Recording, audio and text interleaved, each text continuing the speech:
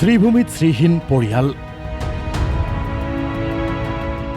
উন্নয়নৰ ভগীৰথীত সাঁতুৰি নাদৰি পাৰ নোপোৱা এইকেইটা দুৰ্ভগীয়া পৰিয়াল শ্ৰীভূমি জিলাৰ ভাংগাৰ কৃষ্ণনগৰ এলেকাৰ এওঁলোক কোনো শৰণাৰ্থী নহয় অসমৰে খিলঞ্জীয়া লোক কিন্তু এওঁলোকৰ থাকিবলৈ নাই ঘৰ আমরা এখানে ফাল্ক দিয়া আর বাঙ্গা টিন বেড়া দিয়া থাকে ছোট মনালয়া সামনে এরকম থাকবা যে কষ্ট যে সামনে আর বাড়িছে কি কষ্ট জল পড়ে একদিকে টিন নেগি উড়াইয়া ভাংগা বজাৰ গৃহকেইটাই বৰ্তমান এওঁলোকৰ ঠিকনা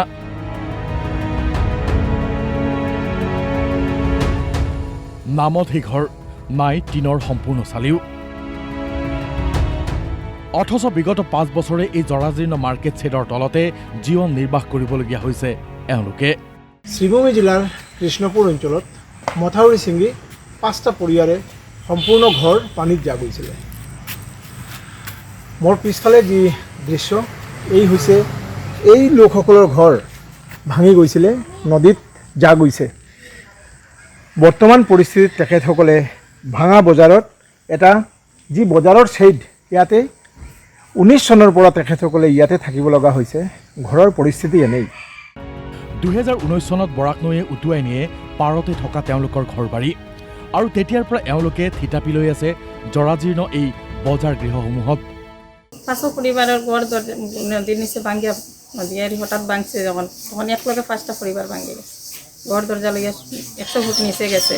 মানুষও লগে আছিল তো মানুষের অবশ্য কিছু হয়েছে না 5 বছর হয়ে গেছে 5 বছরের ভিতরে কোনো সাহায্য সহায়তা কোনো কিছু পাইছি না সরকার থেকে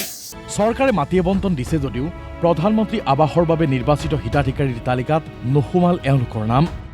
এই বছৰৰ যিবোৰ PMI ঘৰৰ লিষ্ট ওলাইছে নাম ওলাইছে এই নামৰ তালিকাত সিহঁতৰ এজনৰ নাম নাই জিলা উপায়ুক্তৰ লগত লগ কৰি সিহঁতৰ যেনে অতি সত্তৰ ঘৰৰ ব্যৱস্থা কৰি দিয়া হয় সেইকাৰণে মই কালিয়ে সিহঁতৰ লগত লগ কৰিম